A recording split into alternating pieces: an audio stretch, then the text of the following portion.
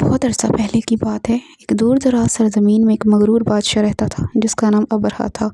وہ ایک بہت بڑا بادشاہ تھا اور چاہتا تھا کہ لوگ اس کے شاندار مندر کی زیارت کریں، بجائے اس کے کہ وہ مکہ میں کعبہ جائیں جو عبادت کی ایک مقدس جگہ تھی۔ لیکن لوگ کعبہ سے محبت کرتے تھے، وہیں جاتے تھے، اور یہ بات ابرہہ کو بہت غصہ دلاتی تھی۔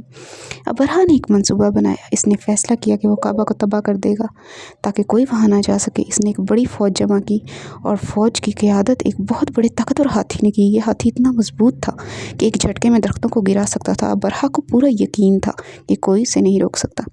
جب ابرہہ کی فوج مکہ کی طرف بڑھی تو شہر کے لوگ خوفزدہ ہو گئے۔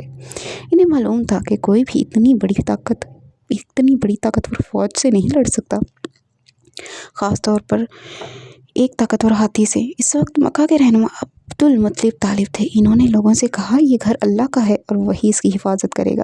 اور پھر کیا ہوا؟ جیسے ہی ابرہہ کی فوج کعبہ کے قریب پہنچی، ایک حیرت انگیز واقعہ پیش آیا۔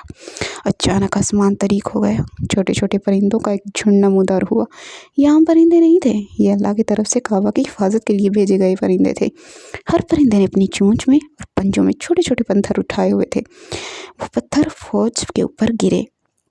وہ پرندوں نے فوج کے اوپر پتھر پھینکے۔ وہ پتھر اتنے طاقتور تھے کہ انہوں نے ابرہہ کی فوج کو تباہ کر دیا، یہاں تک کہ طاقتور ہاتھی نے بھی آگے بڑھنے سے انکار کر دیا، چاہے ابرہہ نے کتنی ہی کوشش کیوں نہ کی۔ ابرہہ کا منصوبہ مکمل طور پر ناکام ہو گیا۔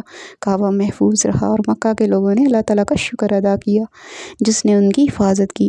پیارے بچوں، یہ کہانی ہمیں سبق دیتی ہے کہ جس کی حفاظت اللہ تعالیٰ کرے اسے کوئی شخص نقصان نہیں پہنچا سکتا۔ یہ ہمیں اللہ کی قدرت اور اس کی مخلوق سے محبت کا بھی احساس دلاتی ہے۔ قرآن پاک کا ہر چیز ہمیں یہ احساس دلاتی ہے کہ قرآن بے وجہ نہیں ہے، ہماری علم اور حکمت کے لیے بنایا اور اتارا گیا ہے۔